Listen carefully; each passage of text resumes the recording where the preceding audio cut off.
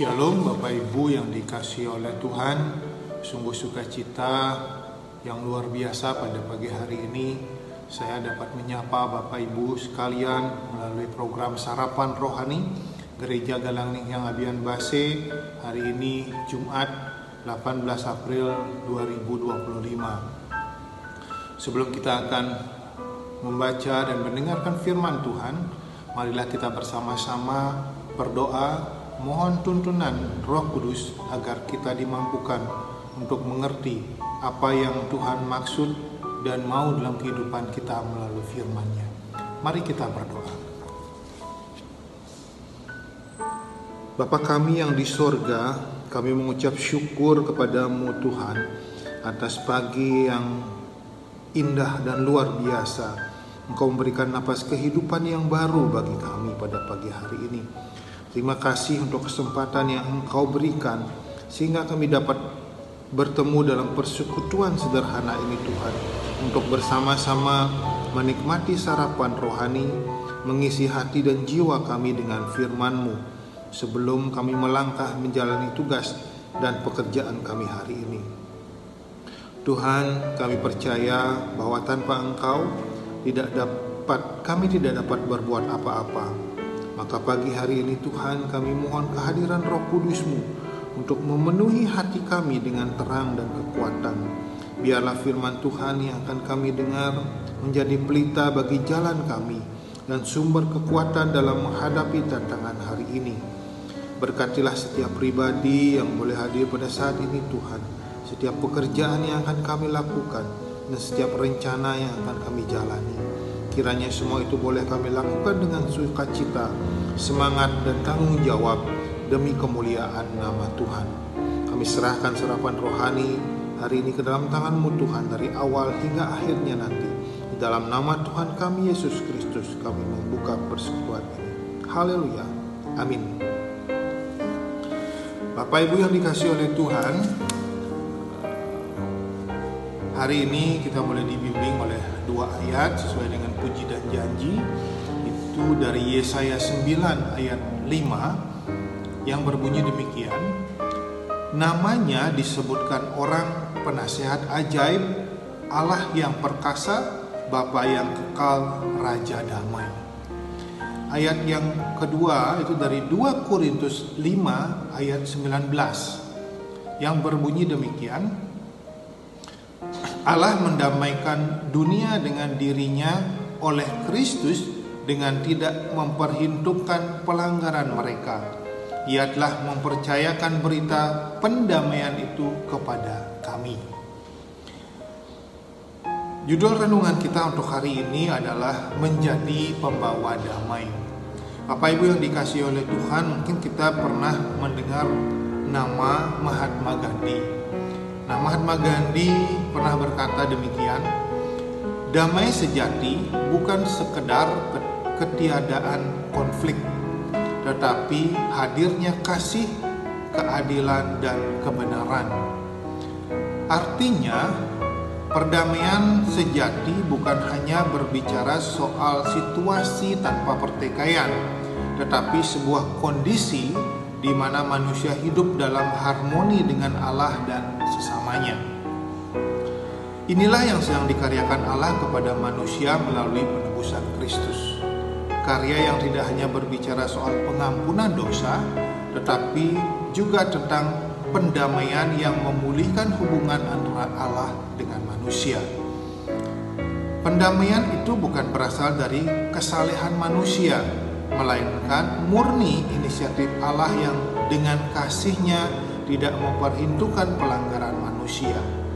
Kehadiran Kristus yang membawa damai ini mengarah pada pemenuhan nubuat Nabi Yesaya yang memberikan pengharapan bagi bangsa Israel. Di tengah kesulitan, mereka diteguhkan oleh janji Allah, yaitu hadirnya seorang raja menjadi juru selamat, tetapi juga seorang raja damai yang membawa rekonsiliasi sejati sehingga memampukan umat yang percaya untuk menciptakan damai juga bagi sesamanya. Kehadiran Kristus di dunia merupakan perwujudan inisiatif ilahi dalam merekonsiliasi dunia, sekaligus menegaskan bahwa keselamatan adalah anugerah, bukan hasil usaha manusia. Artinya, kita diajak untuk memahami bahwa pendamaian dalam Kristus bukan sekedar hanya konsep teologis, tetapi suatu realitas yang harus kita alami dalam kehidupan sehari-hari. Sebagai umat yang telah diperdamaikan, kita pun dipanggil untuk menjadi alat pendamaian yang mencerminkan kasih dan keadilan Allah melalui tingkah laku kehidupan yang berkenan. Hidup dalam pendamaian berarti hidup dalam transformasi kudus, yaitu meninggalkan dosa dan kesediaan untuk berusaha membangun relasi yang harmonis. Konflik dan pertentangan mungkin akan menjadi warna di dalam kehidupan kita, namun kesadaran bahwa hidup ini sudah menerima anugerah pendamaian dari Kristus akan membuat kita tetap semangat untuk secara aktif berjuang menjadi pembawa damai di tengah dunia.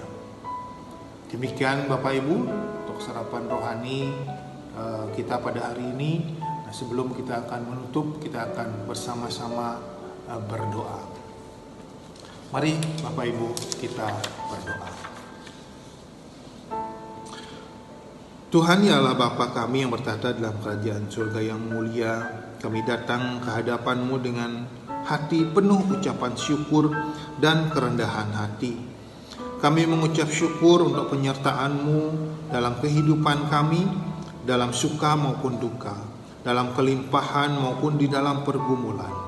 Pada saat ini ya Tuhan, kami ingin menaikkan doa syafaat kami kepadamu. Pertama-tama kami berdoa bagi warga jemaat Galangiang Abian Base yang pada saat ini mengalami kelemahan tubuh, yang mengalami sakit Tuhan. Jamahlah mereka satu persatu dengan tangan kasih-Mu yang penuh kuasa. Pulihkan tubuh, jiwa dan semangat mereka.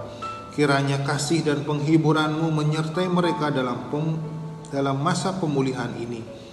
Bagi keluarga yang merawat, berikan kekuatan dan kesabaran dalam mendampingi orang-orang yang mereka kasihi.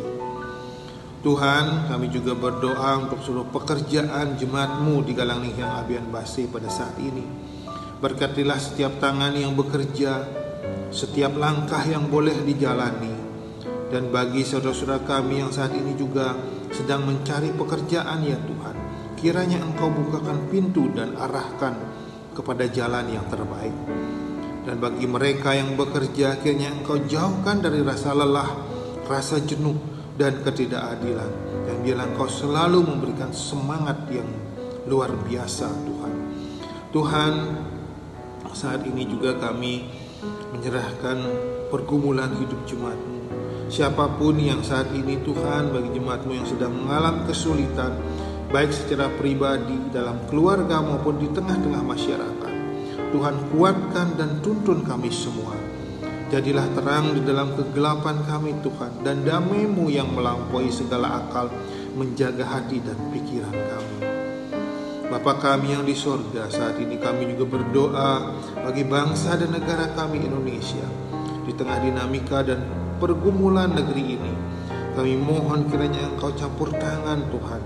Berkati para pemimpin bangsa kami agar mereka memimpin dengan takut akan Tuhan, jujur, adil dan bijaksana. Jauhkan negeri kami dari perpecahan Tuhan, dan tanamkan semangat persatuan di setiap hati warga negara kami. Kami serahkan semua doa dan harapan ini hanya dalam nama Tuhan kami Yesus Kristus, Juru Selamat kami yang hidup. Amin. Bapak Ibu yang dikasihi oleh Tuhan, demikian sarapan rohani yang boleh kami sampaikan pada saat ini. Kiranya Tuhan Yesus memberkati kita semua. Amin.